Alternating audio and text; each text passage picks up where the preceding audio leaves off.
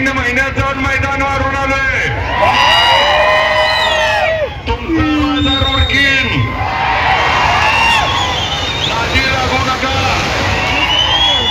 मागच्या वेळेस देखील याच ठिकाणी विठ्ठलच्या निवडणुकीनंतर सगळ्याला त्या ठिकाणी विनंती करून सांगितलं होतं की आपलं आपलं मिठू पण जुळवून घेतलं नाही. त्याचीच पत्नी आता भोगायला आली. ती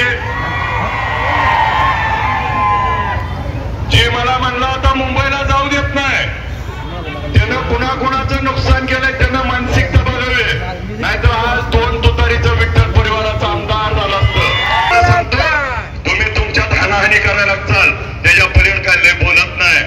मला ज्या जनतेनं मला निवडून दिलं त्या जनतेचे शतशः आभार मानतो.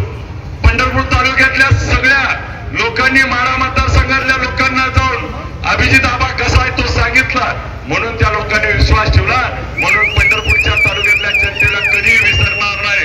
पंढरपूर शहरासाठी जी स्वप्न आतापर्यंत सांगितली होती, जरी माढा मतदारसंघाचा आमदार असलो तरी इथल्या स्वप्नांना देखील पाठपुरावा करण्याची जबाबदारी देखील माझी आहे. आणि मेंबर शेजारी उभा आहेत. उद्याच्या नगरपालिकेमध्ये आपण स्वाभिमानी सगळी जनता त्या ठिकाणी परत एकदा पाठीशी उभा राहिल्याची मला खात्री वाटते. आणि उद्याचा काळ हा इथून पुढचा काळ आपला असेल. विठ्ठल परिवाराच्या विठ्ठल कारखान्याचे चेअरमन आज औदुंबर अण्णांची जयंती आहे. अण्णांचा आशीर्वाद खऱ्या अर्थाने कुणाला मिळाला हो? तुम्हाला. आता तरी शान व्हा. अण्णांचा आशीर्वाद कुणाला मिळाला? तुम्हाला. वसंतदादाचा आशीर्वाद कुणाला मिळाला? राजू बापू यशवंतरावचा आशीर्वाद कुणाला मिळाला? भारत नानांचा आशीर्वाद कुणाला मिळाला?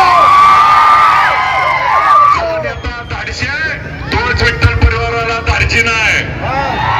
घरात बसणारा चालत नाही, अनपायात पाय घालणारा तर कवा चालत नाही. उद्याच्या तारखेला मी आजच आपल्याला सांगतो विठ्ठलाच्या छत्रपती शिवाजी महाराजांच्या साक्षीनं की आता हे झालं की उद्यापासून कामाला लागलो. काही कामाना पट्ट्याचा फोन वाजलाच समजा. तुमच्यावर कोण अन्याय करत असेल तर खपवून घेणार नाही. पुढच्या काळात हा विठ्ठल परिवाराचा विठ्ठल कारखान्याचा चेअरमन तुम्ही आमदार करून दाखवलाय. त्यामुळे आपल्या प्रत्येकाच्या काम करायची माझी जबाबदारी आणि कर्तव्य असेल, त्याच्यात कसलीच कुसूर करणार नाही. माढा मतदारसंघात दिलेले शब्द पाळून पंढरपूर तालुक्यातल्या असलेल्या अडीअडचणीला जे प्रश्न आहे ते सोडवण्यासाठी पुढच्या काळात मी कटिबद्ध राहील एवढंच या निमित्तानं वचन देतो. आणि पुढच्या काळामध्ये कुणीही घाबरून जाऊ नका. काय कोण काय करणार नाही. आता आपण आमदार असल्यामुळं आपल्या कोण नाती लागणार नाही. आणि तमाम जनतेनं जो विश्वास दाखवला, खरं तर माढा मतदारसंघातल्या माढा तालुक्यानं आणि माढा मतदारसंघातल्या सगळ्या गावांनी खासदार धैर्यशील मोहिते पाटील साहेबांनी मोठ्या दादांनी आशीर्वाद दिला. पवार साहेबांनी सांगितलं साधं सुद्धा पाडू नको, जोरात पाड. त्या ताकदीनं पाडून त्या ठिकाणी आलोय. आपला आशीर्वाद कायमस्वरूपी माझ्या पाठीशी उभा राहील. पंढरपूर शहरातल्या लोकांना देखील मी आठवणीनं सांगतो, जसं तुमच्या अडचणीला भारत नाना धावून येत होते, मला फोन करा, मी तुमच्या धावून त्या ठिकाणी आला असेल. कुठल्याही दबावाला कुणालाही बळी पडायचं काही कारण नाही. आता तुमचं शेतकऱ्याचं पोरगं तुमचा कार्यकर्ता आता आमदार झालाय.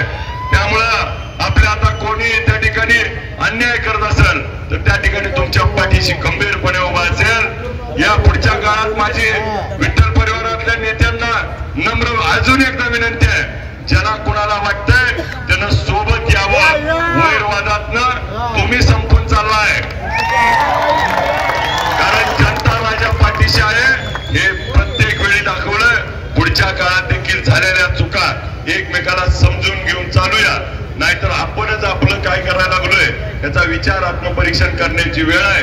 उद्याच्या काळामध्ये आपल्या या माढा मतदारसंघ आणि पंढरपूर तालुक्याचा सर्वांगीण विकासासाठी मी आपल्याला सर्वांना कटिबद्ध राहील.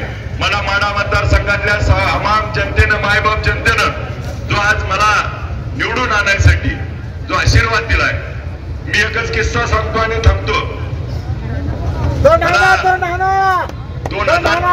प्रसंग सांगतो. मी आता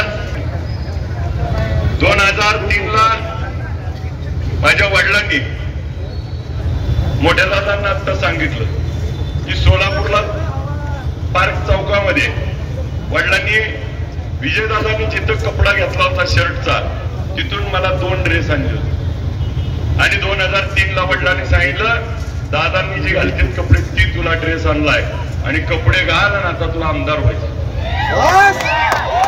2003ला वडिलांनी माझ्या स्वप्न बघितलं. आज वडील नाहीत. 21 वर्ष त्या ठिकाणी तपश्चर्या केली. आज तुम्ही जनतेनं मायबाप मला त्या ठिकाणी आशीर्वाद दिला.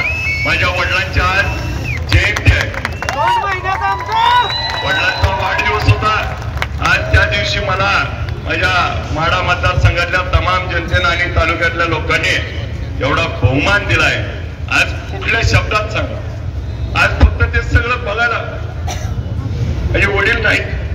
नाहीतर त्यांच्या 21 वर्ष ते स्वप्न मी उडाशी बाळगून रात्रीचा दिवस तुम्हाला माहितीये मी कधी रात्री झोपलो दिवसा काही केलं तरी त्याच्या पाठीशी होतो. मी कधी बोलून दाखवलं नाही. पण माझ्या वडिलांनी बघितलेलं स्वप्न पूर्ण करण्यासाठी आपल्या सगळ्यांनी ताकद आहे.